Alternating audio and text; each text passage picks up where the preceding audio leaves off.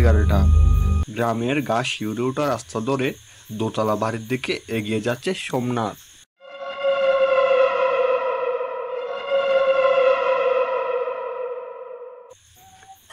শহর থেকে একটু শান্তিতে আসলাম, আর এই বাড়িটাই পেলাম, পুরোটাই যেন হরর মুভির সেট। বাহ, দরজাটাও আমাকে ভূতের স্বাগতম জানালো। শেয়ার রুম হলে ভূতের সঙ্গে হয়তো ভাড়া ভাগাভাগি করতে হতো।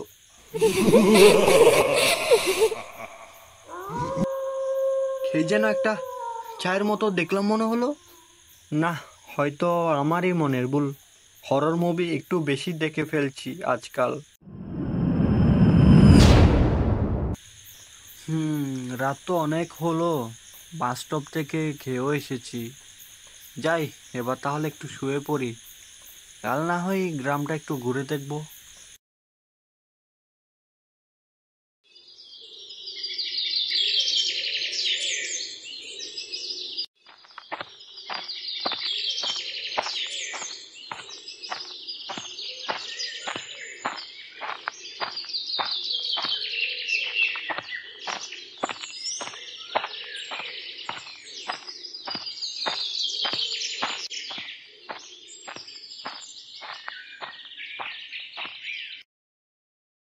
তুমি সেই না যে বাবুলালের পুরনো বাড়িটাই কাল রাতে এসেছো? হ্যাঁ কাকা, আমি সেই কাল রাতেই এসে পৌঁছেছি। তা ভাবলাম নতুন গ্রামে এসেছি, গ্রামটা একটু ঘুরে দেখি। তা বেশ, তবে সন্ধ্যার আগেই দালানে গিয়ে তোমার ঘরের দরজা বন্ধ করে শুয়ে পড়ো। কেন কাকা বাবু, গ্রামে ভূত টুত আছে বুঝি? আমি যদিও ভূতের মুভি দেখতে ভালোবাসি, তবে বাস্তবে সেসব বিশ্বাস করি না। না বাবা, এ গায়ে তেমন ভূতের ভয় নেই। তবে তুমি যে বাড়িটাই উঠেছো সেখানে একটু সাবধানে থেকো। কেন কেন? ও মা, কাকা বাবু তো দেখি কোনো কিছু না বলেই চলে গেল। না, এখানে রাতের খাবারটাও দেখি ঠিক মতো খেতে পাচ্ছি না। শহরের তুলনায় এখানে সব কিছুর দাম বেশি নিচ্ছে মনে হয়।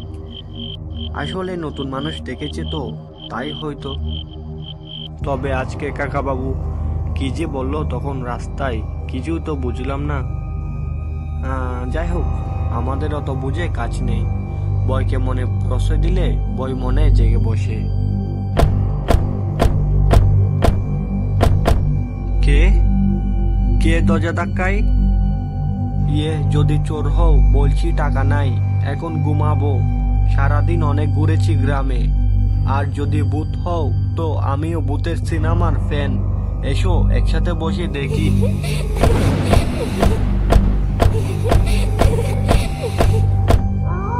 শোনো, কৌতুক করছি না, সত্যি ভয় লাগছে কিন্তু এখন। কাকা, কাল রাতে ঘরে আর দরজায় ছায়াটা দেখেছো তাহলে? মানে আপনি জানতেন? আমি তো কালকেই তোমায় সাবধান করেছিলাম বাবা। আমি ভেবেছি হয়তো। যা সত্যি তা গল্প হয় না বাবা। ওই বাড়ির দেওয়াল জানে, সিঁড়ির তাপ জানে, রাতের ছায়া জানে, কে ফিরে এসেছে আর কে আসবে না।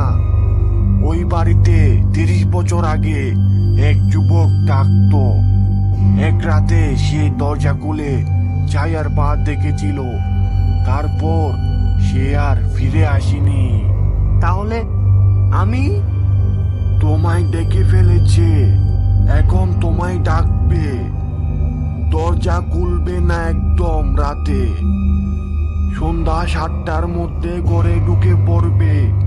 আর পারো তো কালকেই এই গা ছেড়ে অন্য গায়ে চলে যাও। পরদিন সকালে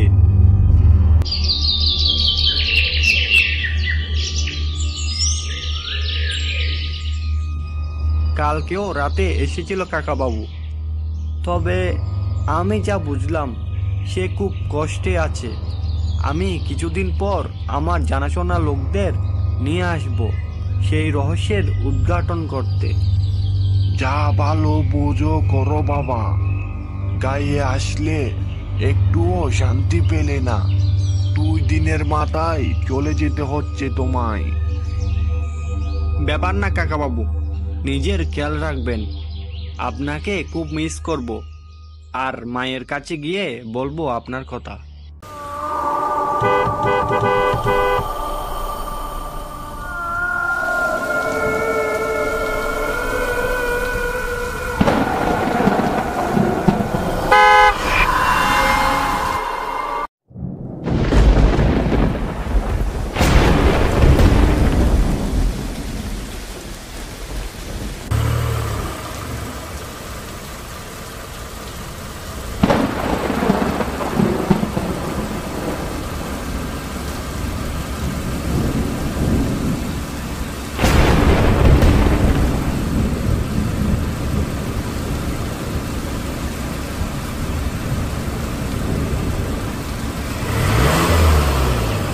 ইস, মাসিকে আজকেও অসুস্থ হতে হলো।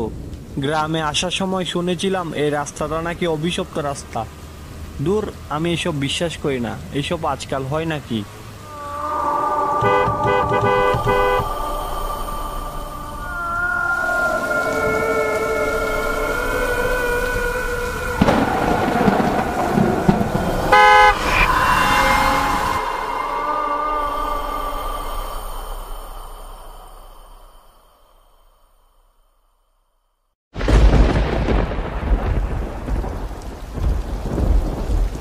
আচ্ছা দাদু ভাই, ভূত প্রেত বলতে কি সত্যি কিছু আছে, নাকি এসব গুজব? হ্যাঁ দাদু ভাই, ভূত প্রেত বলতে সত্যি আছে। মানুষ যেমন আছে, ভূত প্রেতও আছে। আমাদের চারপাশে অশরীরী আত্মা ঘুরছে। কি বলো, সত্যি? আচ্ছা, তুমি দেখেছো ভূতকে? হ্যাঁ দাদু ভাই, ভূত প্রেত বলতে সত্যি আছে। আমি দেখেছি, আমি নিজে সাক্ষী তার। তোমাদের মতো যখন বয়স ছিল আমার, মধ্যম গ্রামে একটি বাড়িতে আমি থাকতাম একা একাই। সেদিন ক্লান্ত শরীরে আমি একা একা শুয়েছিলাম। হঠাৎ একটু পরেই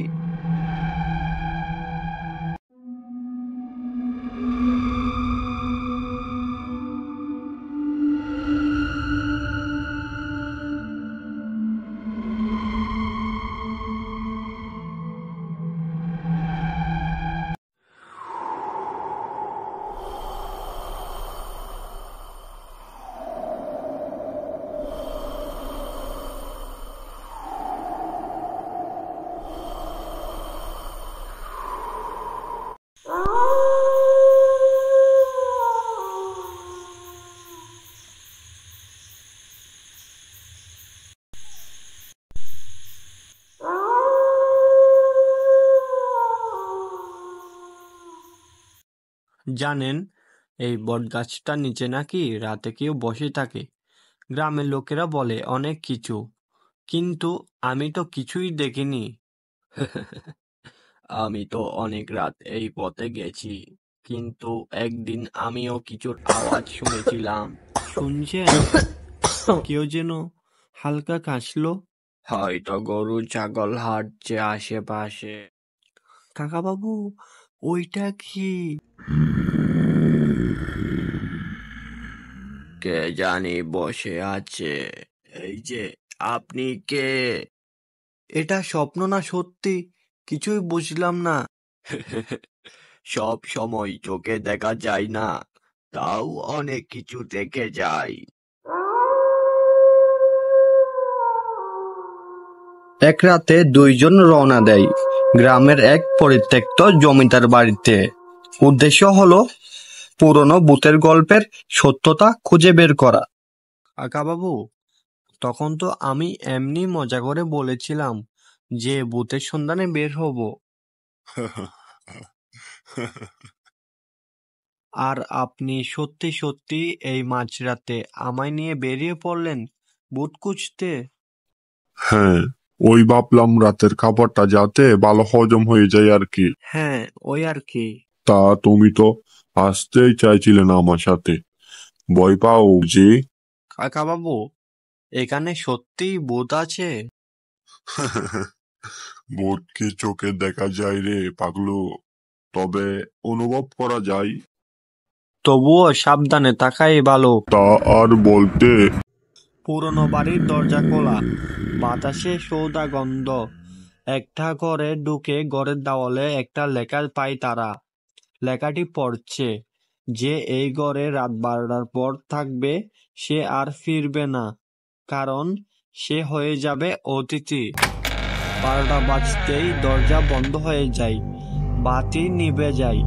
কোনো এক অজানা কণ্ঠস্বর বলে, 3 জন এসেছ, কিন্তু ফিরবে মাত্র একজন। একটা অদ্ভুত কান্না হাসির আওয়াজ ভেসে আসে কানে।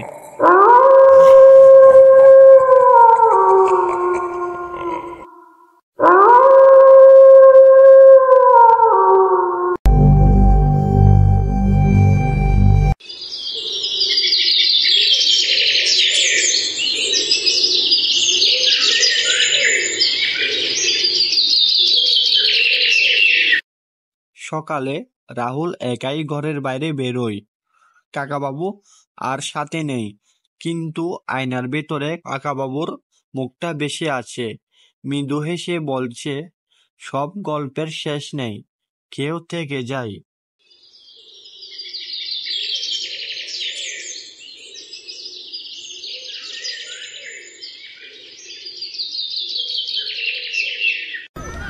দাদু ভাই, এত বেশি দৌড়িও না, পড়ে যাবে তো।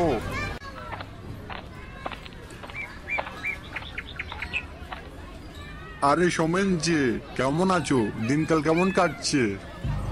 উফ, আর সহ্য হয় না কাকাবাবু, জীবনটা বড়ই কঠিন। চাকরি পাই না, পরিবারের চাপ, বন্ধুদের সবাই এগিয়ে যাচ্ছে, আর আমার কিছুই হচ্ছে না। আহা সোমেন, মনে হচ্ছে তুমি একটু অধৈর্য হয়ে পড়েছো। অধৈর্য হব না তো কি, পরিশ্রম করেও তো কিছু পাচ্ছি না আমি। ঠিক আছে, আমি তোমাকে একটা গল্প বলি, শুনবে? হ্যাঁ, কি গল্প? একদিন এক যুবক একজন বৃদ্ধ জ্ঞানীর কাছে গিয়ে বলল, আমি সবকিছু এখনই চাই। তখন সে জ্ঞানী তাকে একটা বীজ দিলেন, বললেন, এটা মাটিতে লাগাও, প্রতিদিন পানি দাও আর যত্ন নাও। যুবক অতি উৎসাহে তা করলো, কিন্তু কয়েকদিন পর দেখলো গাছ গজাচ্ছে না। সে রাগান্বিত হয়ে জ্ঞানীর কাছে গেল। জ্ঞানী হেসে বললেন, গাছ কি একদিনেই বড় হয়? বড় হতে সময় লাগে, যত্ন লাগে, আর অপেক্ষাও লাগে। এই কথা শুনে যুবক বুঝলো, জীবনে সফলতাও ঠিক তেমনই, সময়, পরিশ্রম আর ধৈর্যের সমন্বয়ে গড়ে ওঠে। আহা, তাহলে কি আমারও ধৈর্য ধরতে হবে? ঠিক তাই, তুমি যদি সঠিক পথে পরিশ্রম করতে থাকো তাহলে সফলতা আসবেই, শুধু সময় দিতে হবে, ঠিক যেমন গাছ বড় হতে সময় লাগে। আমি বুঝতে পেরেছি কাকাবাবু, আমি ধৈর্য ধরব এবং পরিশ্রম চালিয়ে যাব।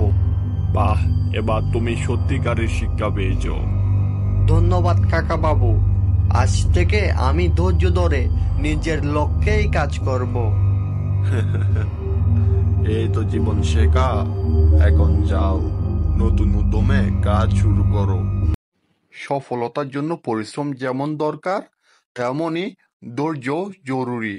কোনো কিছু একদিনেই হয় না, সময়, অধ্যবসায় আর অপেক্ষার মধ্যেই জীবনের আসল সাফল্য লুকিয়ে আছে।